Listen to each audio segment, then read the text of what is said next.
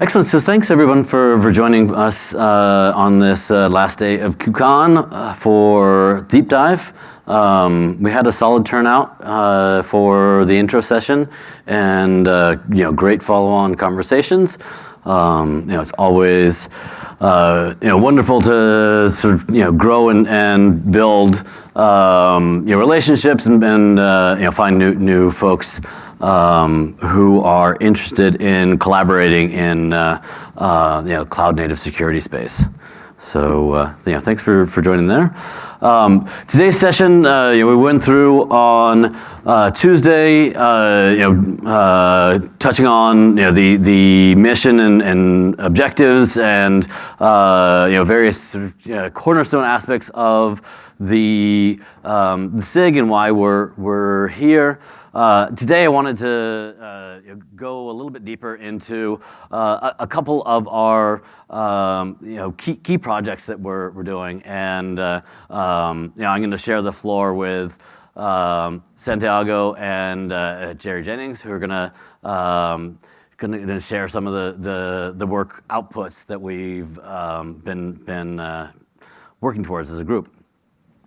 So, in terms of our key working group initiatives, we have three major initiatives that we're collaborating on right now. The landscape, so if you think of the CNCF landscape, that's definitely an inspiration, though we're trying to get that out of that pure framing around projects and really distill those the concepts down into something that we can all leverage, even if you aren't directly pulling in one of those particular solutions. The cloud native security landscape is more than just the projects. So we're looking for the best ways to get into that, and Jerry will go deeper into that discussion. Then one of the great things that we have as a working group is relationships with folks across the industry, where we have folks in their work responsibilities dealing with the heavy burden of compliance and aligning to standards. We have a few individuals who are a part of the work that's going on in NIST, and it's really fantastic to have that kind of that leading edge vendor perspective of the cloud native ecosystem, where we're all looking to lift our infrastructure into cloud managed space. But also dealing with the reality of many institutions that have significant investment into infrastructure that they're needing to pull forward. And last but not least, we were working with the TOC to provide security audit guidelines. Basically the first pass as it relates to the community perspective and peer review when a project comes into the CNCF. As we bring projects into more of a graduation phase, there's some formal security work that happens, but the Safe Working Group is stepping up to be the first and foremost the community. With the community where if you're grappling with and trying to understand where you fit in the cloud native security ecosystem, we're peers that are working together, and since many of us have had the opportunity to sort of work through that process, we can be of assistance to the projects that are going through that process. So I'm going to go slightly out of order since we have Santiago who has to jump and split his time with another session that's happening at the same time. So I'm actually going to stop and start at the bottom here and work through some of those issues. And what I'd like to share is one of these key projects that we've evaluated inside of SAFe, the Intoto project, which represents a baseline that we're working on these security audit guidelines from a prime example of peers and folks in the security space that are looking for input and a perfect fit for us as a community. So let me cede the stage to Santiago, and let's have a quick overview of what Intoto is for. Awesome. Fancy. Is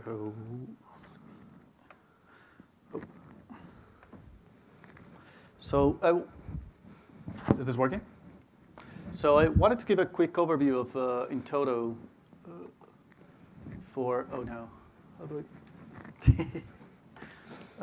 before I get into the demo. Intoto is basically a framework to secure your software supply chain and your container development lifecycle. Basically, in your software supply chain, you usually have a lot of good point solutions that protect you from getting compromised on, for example, a version control system. Or you have the secrets infrastructure in your CI system protects your secrets from being leaked. Or you have a binary authorization and binary signing on your build and your packaging infrastructure. But there's a whole of questions that aren't answered when you just look at point solutions. The supply chain is a chain, and chains are only as strong as their weakest link. So what we're trying to answer with the Intoto project is, can you ensure that every single step is performed, and that every single step is performed by the right person, and are artifacts that are being produced in your supply chain being floated through the supply chain and consumed by the right parties. For example, if you have a checkout phase on the version control system, is the code checked out by the right party, and is the commit signed, or is the tag the right tag? And is that the tag that's being checked into the CI system and that it's run against, or is that another tag? And is that the same tag that's being used in the build system, and is the output of the build system the one that's actually packaged into a package? So we pretty much do this. I'll show this in depth in a demo, but using a declarative layout file, which is, well, the steps that you saw, they're explicitly described there. There's people that should perform these steps. We call these functionaries. We also list what kind of artifacts are being produced by each of the steps. And then we interconnect them together. In the example that I just told, we kind of make a graph that shows the flow between every single actor in the supply chain. And finally, we sign it, so you know the actual layout is the one produced by the person who's authorized to say how this actual piece of software should be produced. And well, now you know what needs to happen. On the other hand, we also have a piece of type of metadata that's produced by each actor that's performing in the supply chain to create an attestation of an operation that happened as a paper audit trail that can be followed to actually ensure everything that was supposed to happen happened, and by the right person. Finally, you can get all this layout, this pieces of linked metadata, and your actual final product in some sort of software bill of materials that you can verify before you actually deploy it. Now, I'm not going to go into much detail on how does the syntax work. It's pretty much like firewall for artifacts that's cryptographically strong. It can actually make sure that every single artifact goes through. I think it's more descriptive if I jump into a demo and we go through it. Is this font the right size? Awesome. So, whoop. I jumped into the small font version. Okay, so we're here. So on the left hand, I have an LS. I'm a little lazy and I don't want to like forget any steps. But pretty much the first thing that I did was define the layout file. I'm going to jump into the other.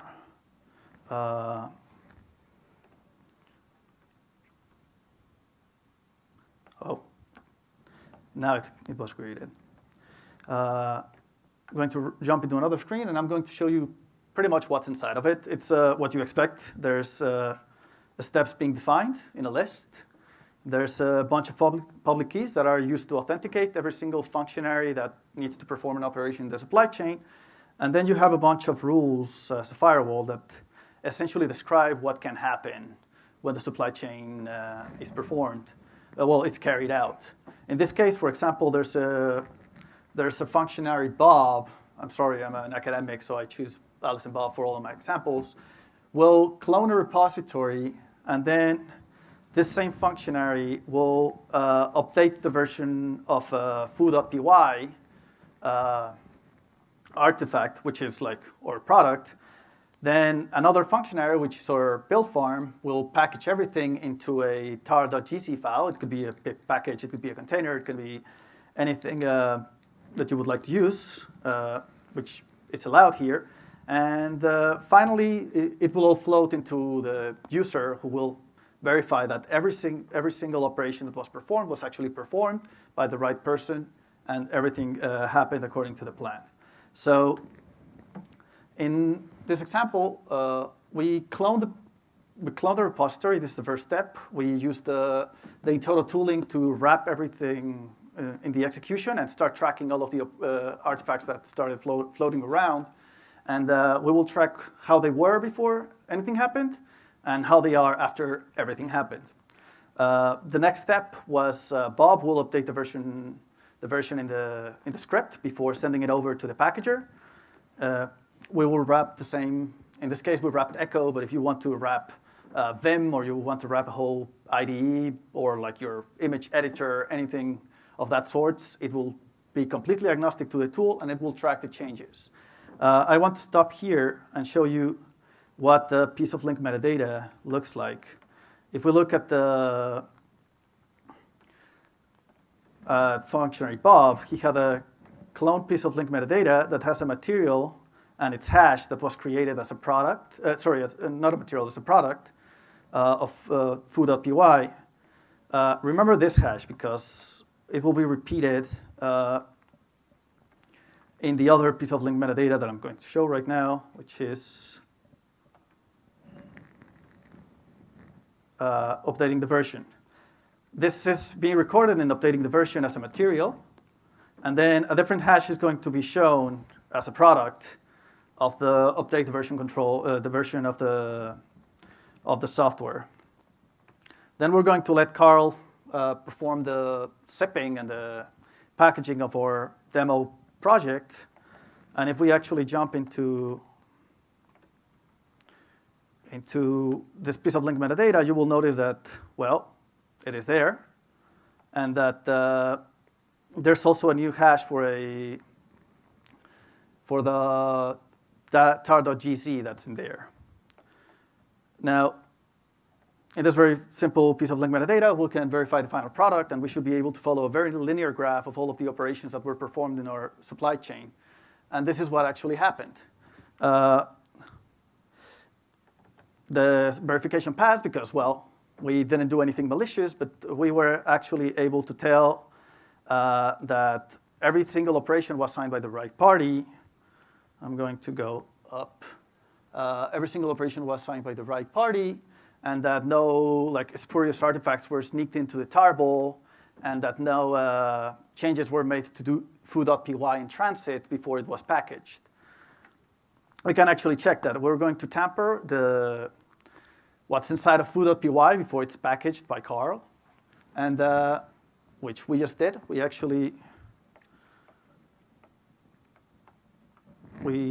can see it.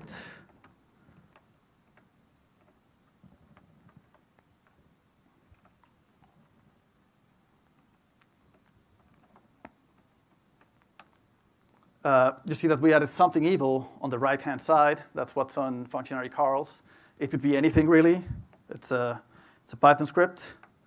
And now we're going to do the verification. Actually, Carl was tricked into creating a piece of link metadata that has the wrong hash. But since there's no way to link and to actually trace foo.py to the update version step, we will be able to tell exactly where things went wrong. And here it is. It says failing. Oh, I need to go to the other side to actually highlight. It says failing, and it says, well, the matching from foo.py, from Carl, into Bob's version of foo.py isn't happening. So we know that something was tampered in transit. The goal behind this is that every single operation is authenticated and is actually compliant with the goal of your project owner or your security team. This can stop, for example, cases that we've seen, like Microsoft by accident published the development version of their software. Well, if that wasn't signed by the right person, it shouldn't have gone through. Every single operation in the version control system can be tracked this way.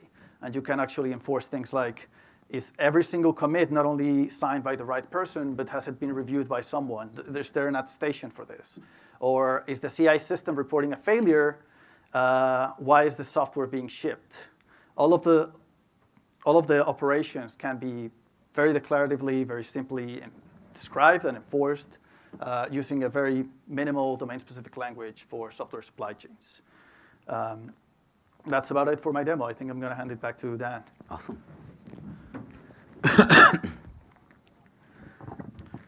Thanks, Santiago. So before you step off the stage, just wanted to make sure we open the floor to any questions. This All right. is yes. Dialogue. I don't know if you need to dash. If you do need to run. I think we're good. There's another live demo happening. This in total has been used in Datadog to supply their supply chain for their agent integrations, and it's actually pretty cool. They have every single developer has a YubiKey, and they sign touching the YubiKey. And whenever you get the software, any type of agent integration that you use will be authenticated by one of their trusted developers using a hardware token. Even if you compromise their build farm or you compromise their delivery infrastructure, you're sure that every single line was written by a Datadog developer. That's why I need to run there. They're going to do a live demo. It's going to work, but I'd like to see it. Great. Well, why don't we let Santiago go? Thanks a lot for sharing. Thanks. Yeah, so Intoto's really been one of those perfect use cases for SAFe. So I was really looking forward to sharing that. And it's been this collaboration touch point with the TOC, where we're learning how we can add value and support the needs of the TOC.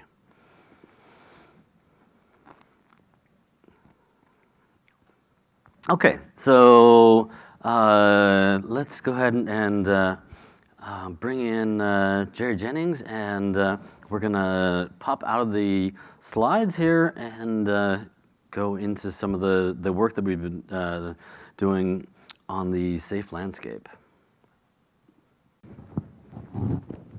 Okay, so I'm trying to look at the faces, and some of you recognize. Has everybody been to a SAFe working group meeting before, or has anybody? Okay, so there's a couple no's. So has everybody seen the CNCF landscape? Yeah, okay, so I don't need to introduce that. So we started out, actually, Michael Ducey and I separately had started talking about creating a security landscape, something that would focus on projects that are cloud native, but are focused on security, to try to give some guidance to people about the good practices that you should have for security throughout your software development lifecycle. So Michael and I both work for companies that have a security focus, and I think I'm going to speak for you a little bit as well, that the experience of looking at the landscape was that there wasn't really a good view on the landscape of what to look for in terms of security. The categories that are there now are very broad. They did change them in the last few months, but the one big bucket category that a lot of the security-related projects go into is called security and compliance, and it's one big bucket for a lot of things. And so we started to look at if we could find a way to sensibly redefine what some categories and subcategories would look like that would give people a better sense of how in practice you actually think about security, from thinking about starting to build an app to actually deploying it to production. So there is an open GitHub issue in the SAFE Working Group GitHub repository, and I expect that by the end of this week, early next week, I'm actually going to have a PR up with the draft landscape that we've been working on. We had an initial draft. I've talked about it at several SAFE Working Group meetings, and we've gotten feedback. I've reached out to people in some of the sandbox and incubating projects in CNCF and gotten some feedback from them, but we're at a point where we really want to start to hear from end users. And so we've been starting to think about formalizing the draft, adding it to the GitHub repository, and maybe starting to craft a survey to talk to the CNCF end user community, if that's possible, and see, does this resonate with them? Are there holes that are, glaringly obvious? Are there things that just aren't worded quite realistically for how things are being done in practice at their organizations? And just also sort of just to ask in general what people are doing. I have a sense of it. I have my own experience, but to be more representative of what goes on throughout the industry, we'd like to ask people directly. So that being said, I'm just going to briefly go through the draft document that's available. It's linked in the GitHub issue. I'm in the process of moving this into the GitHub repository itself. It starts out with some motivation for why we started this project and sort of our reasoning for taking the tack that we've taken with it. We've done some recent work to sort of rework the categories in a way that makes sense, but let's just go through them really quickly. So the first phase is app definition and development, and there's a few categories in there. The first is static code analysis, which is like just actually looking at the code and doing things like pen testing to see if there's vulnerabilities in the code itself. The second is dependency analysis, which encompasses both things like image scanning and checking the operating system, open source, I almost said, and checking libraries that are included as dependencies to make sure that they're all up to date and don't have serious vulnerabilities. And there's another category for pipeline security testing. So there's tools that you can use to have automated security tests and things like that. And so we wanted to make sure to get that in there as well. The second category is a pretty broad one. So I'm kind of anticipating some more feedback around this and maybe some insight into how to break it down better. But right now we're calling it identity and access control. The first piece is identity, and it's things like LDAP, Okta, SPIFFE, so encompassing both the identity of humans and machines. The second is access controls, which, because identity is so broad, it factors in a lot of things. So there's just how authentication and authorization happens, how privilege and access management is factored in. I think this, I'm just going to fix this while I'm in here because it bugs me. All the way down to things like network policy. Service access, which is really focused on making sure that the machines or applications or services that are deployed only access the resources that they've been explicitly privileged to. And we originally had key and certificate management and provisioning, but we've moved it here because the keys and certificates are often the things that are actually providing the identity to the applications and services. And there's things like key rotation and things like that that come into play that aren't just happening at the provisioning stage. So it's here for now. We'll see if the feedback that we get indicates it should be moved elsewhere. There's a category for privacy that I expect may expand. Right now, we're focused really on storage security, which is about data co-location and encryption at rest and in motion. This is a category that I think has the potential to be a really interesting one. It's after we have moved some things around from the original draft, it sort of seemed like a nice fit, and I think that if we can find more ways to fit things in here, it could be a really nice way to sort of encourage people in the industry to be thinking about having good practices for privacy and keeping your customers' data secure, which I think is a problem that is more common than it should be right now. In the provisioning category, we have automation and configuration compliance. So things that just check that you're doing what you're supposed to be doing. Secure container registries that do things like image signing. And the last category is runtime observability and analysis. So there's active and passive protection of the container runtime, any kind of threat analytics or auditing that you would do, and real-time monitoring for intrusion detection, and so on. So if you're interested in this, still obviously open for feedback in this document. We're going to be opening up a PR soon with this initial draft and crafting a survey to validate its contents. So I'd be happy if you were interested to get involved in any way. At this point, though, I'd like to just ask if there are any questions that people have.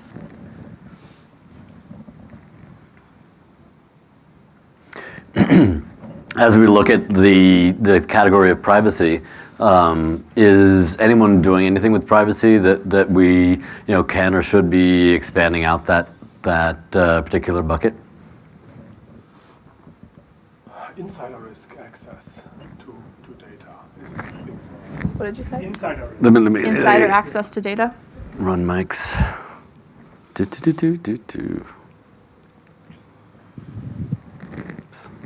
So insider risk is a big issue for us, and the idea that insiders can potentially get access to PII. So this plays into the audit logging, but I think there is a strong component in privacy. But I wonder if we should just note here something about that. Yeah, that seems to be a split where either folks really go and make an effort to protect that, or it's wide open. Mm-hmm. And far too many organizations are in the wide open. Yes, we're protecting from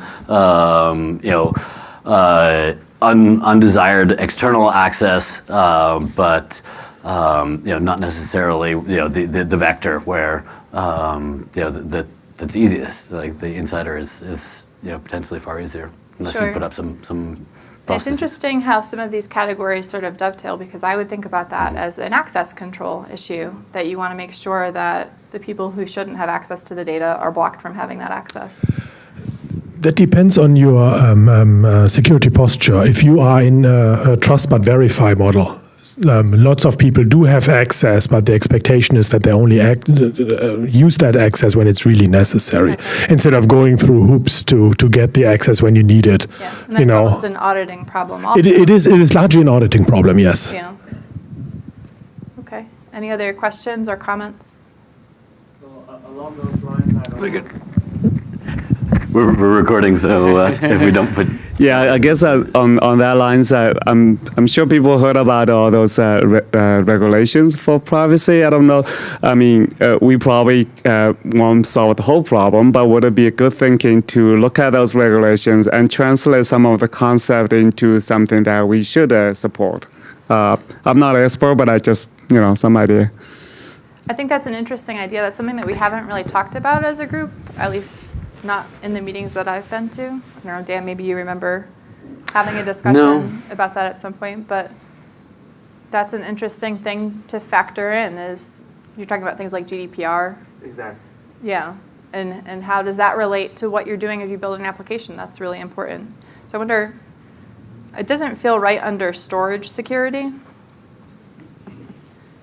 Maybe No, it's but it something tends with to be- compliance. It's privacy compliance. Yeah. And it also tends to be an output of a lot of these tools. So it also tends to be an output of a lot of these tools that go and check for like CIS benchmark compliance or other benchmark compliance. Yeah. And then you get the report back. Very valuable to the whole ecosystem. If somebody look at that and summarize it into a set of capabilities that we should support, that would be really valuable. And whether those eventually get implemented, Yeah. it just right now is a blank, right? It is the two things are too far away. I Yeah. almost wonder if that could be one of the sub-projects. So we have a compliance-related Right. project that we haven't talked about yet, but I think you're planning to talk about that next. Yep. So whether that makes sense as part of that project or whether we would maybe even have an additional project to talk about privacy as a standalone seems to me like it merits its own discussion. It does. The reality with privacy, is it feels like, one of the reasons why we're prioritizing, SAFE as a security working group is to, bring forward that effort and, help bring that into, early discussions in organizations. And then, privacy is the bastard stepchild of that process, and getting to that stage is definitely a level of maturity that many organizations kind of hope they aspire to get to that point. If we can find an owner, I'd love to see us really embrace that. Yeah. High level conjecture, I'm kind of assuming that maybe our European contingent, maybe prioritizing that a little bit more and be able to color that. Yes. I wonder if you would consider opening up a GitHub issue for us with that suggestion. Yeah, that I can do. I'm just not expert on that myself, so I don't. Right? Yeah, certainly I can do that. Yes. That would be amazing. That would start to prompt a discussion. We can bring it up at our next meeting then and start to say, is there anybody who could own this? If not, can we start to find somebody Right. who would? Absolutely. Yeah, that would be amazing. Thank you. I think. Have we looked into threat modeling, looking into ways of codifying attack graphs through like an organization to something we think about at Netflix is what are the things that we're trying to protect and how an attacker might move through our environment to get to those things. And then that can inform what kind of obstacles we put in their way, what kind of controls we put. The second thing is around what we call hunting. In other words, it's quite common, it's been in the news about Twitter having PIA put into logs accidentally. And so like, well, how do you find these accidental data spills, right? And so we have automated processes at Netflix that go through our various data stores and logging syncs to look for these kind of things so that we're not only trying to do preventative measures to stop things from going there, but quickly finding cases where we've accidentally had a data spill so that we can clean it up. And that brings to the third point of what do you do about recovery and cleanup? Okay, so I'm not going to try to answer the third point because I don't have an answer. But are we looking into that and like trying to encourage either frameworks or ways of thinking about this and industry best practice? So I haven't heard anything about that, and I'm thinking so privacy as a primary concern is something that the group as a whole hasn't considered yet. So I think all of these things, I actually kind of like that this came up because it's generating a good discussion, and Absolutely. it seems like it's indicative of the fact that we probably should have a broader discussion about it. So, come to our meetings and and talk about it more with us, because I think that that's great. But to your first point, the threat modeling, that I think was related to what the In Toto group had going, right? And we didn't get to talk about that much, and maybe, Dan, it would be good to go back to that for a minute and just talk Right. about that aspect of the presentation. But as I understand it, thinking about threat modeling, trying to advise on how you can do that in practice is part of what we're trying to do. So if we're sort of done with the landscape questions, I'll give it back to Dan and let him touch on that point more deeply. Yeah, one of the things that, as it relates to,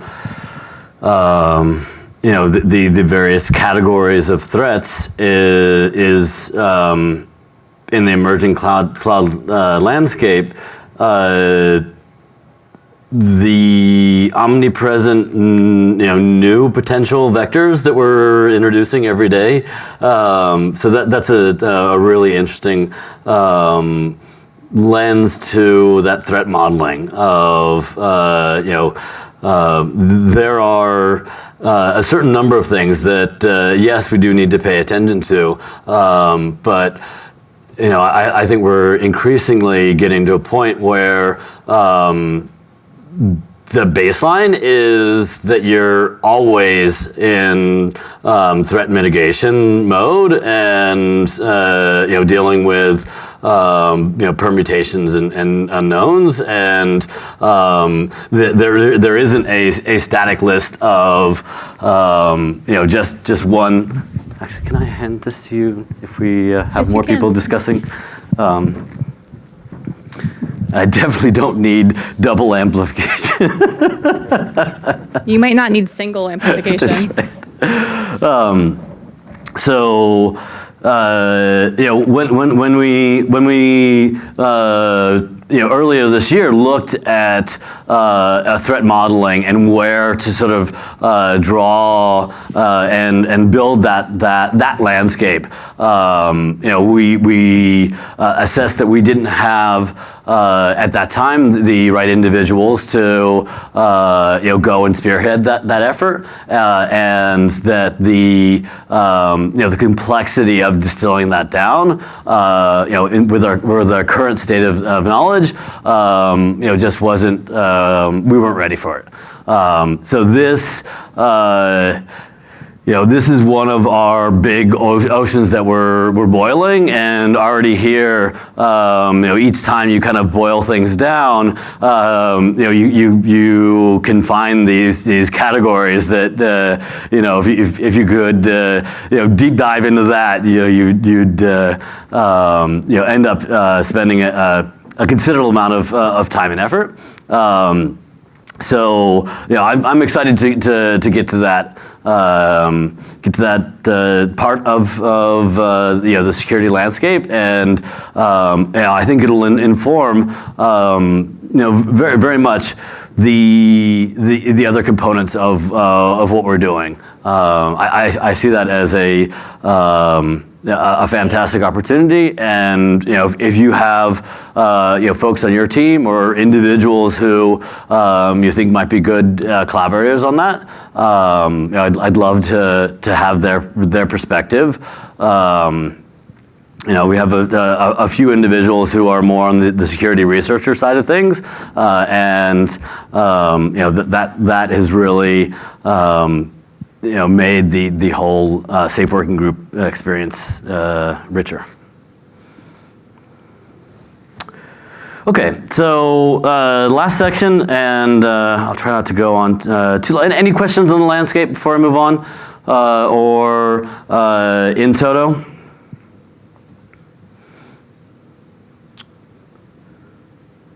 Okay. So, as we look at, the landscape and what's happening in security, I think we have a responsibility as there are many folks in the working group that are vendors and that are working to solve the problems that we're dealing in our implementations. The reality is everything is moving in emerging technologies really fast, and we're desperately trying to coalesce and align around and figure out where we need to align. And for me, bringing standards and standardization into what we're doing is a great way to at the very least keep that as an objective. In some cases, no longer want to prioritize some standards that we've had to deal with in the past, and are working around some of the challenges that they've introduced. But those, even beyond the work that we do in open source and reference implementations, when we can actually get things to the level of putting into the standard, then the entire ecosystem benefits, and we can bring that out. From the feedback that we've gotten from our members that are involved in the standards process, folks in standards world have kind of the opposite challenge that we have in the CNCF. They need vendors, they need implementers involved in their dialogue, because they tend to be a bit more institutional folks, and folks in the the research world, and beginning to distill down what are some of those compliance efforts that folks need to be aligning to, and how we can feed those back out. One of the big things that the CNCF continues to assert is that it's not a standards body, and I roll my eyes every time I hear that too, because we are getting to a point where some of the projects and some of the things are at this reference level, and if we don't put the additional pressure of aligning that understanding that we're doing in this cloud ecosystem back out to that world, then my biggest concern is that we're going to get into a constant cycle of just innovating over the last implementation, and we'll find ourselves at the end of this current push without some of the baselines that we've had in the past, where we're able to build on today. In particular, we have our individuals that are working with NIST, and then Andrew Weiss, who's spearheading this effort, is at Docker, and Andrew heads up the government services group for Docker. The institutional folks have to deal with these standards every day, and it's been great to bring that perspective in as well. So that's the high-level discussion of what I have to share today with everybody. I'm happy to open the floor to any other topics of discussion. I invite everyone to join us. We meet every Friday at 11 a.m. Pacific time, and you can find links to our Zoom and GitHub on CN-security repo as safe, and on the Cloud Native Slack, we have the safe-wg chat, and Sarah Allen, following our discussion around the intro, has created a mailing list. So I'll share some of that tomorrow in the session. Tomorrow we're going to have a fairly light duty session. A lot of people are going to be traveling and won't be around.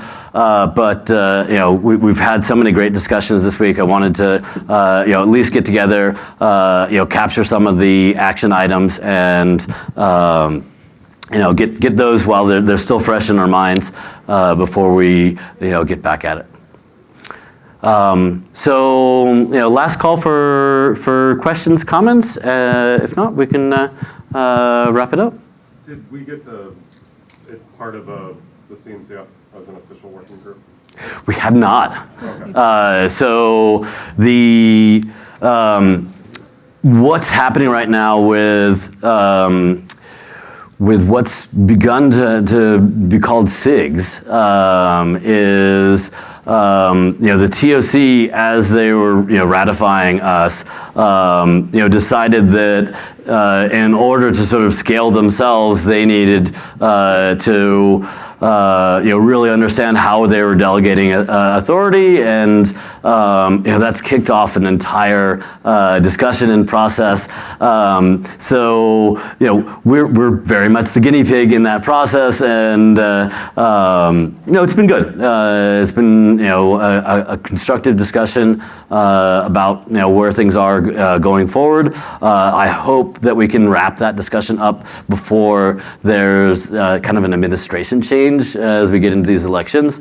So if you haven't had a chance to look at that, have a look at the notes. If you go to the repo, all our meeting notes are published, and with the recordings of our sessions are published in docs. So just scroll down to the bottom and click it through to the meeting notes, and you'll be able to link from there to the categories and SIGs discussions and calls for feedback that's happening right now. Worth checking out, and especially if you're thinking about exploring any other working groups or plugging in there. This is kind of defining what the next generation of working groups and SIGs look like and act like. All right. Well, thanks everybody for coming, and have a wonderful trip home, and wrap up of your KubeCon. Thanks, Dan. Thanks everybody. Thanks, Doug.